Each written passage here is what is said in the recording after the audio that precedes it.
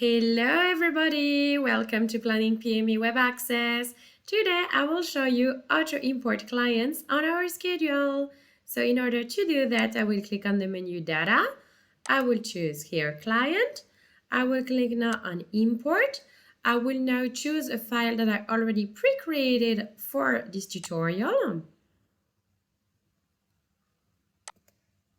which will be Client List. As you can see here, we have a lot of different data. Company, company ID, first name, family name, address, postcode, city, email, phone. What we are going to do now is that we are going to associate this data with those fields.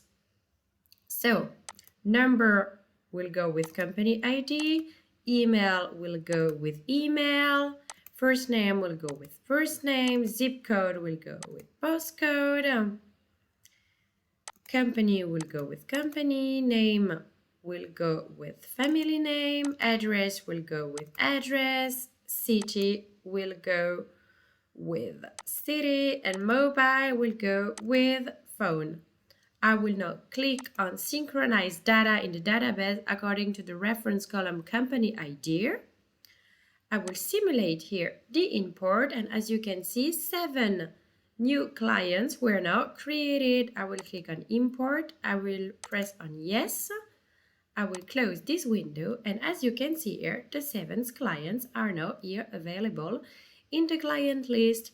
If you want now, for example, to add a new updated client list, that's up to you to do it. In order to do that, you will click now on Import. You will also choose a file that you already pre-created like mine, updated client list. Here you will start directly from a previous import.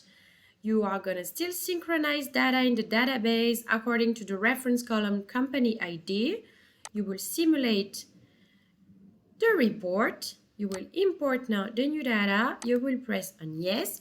And as you can see now, 2 new clients were created in the client list, and the 7 clients from before were updated.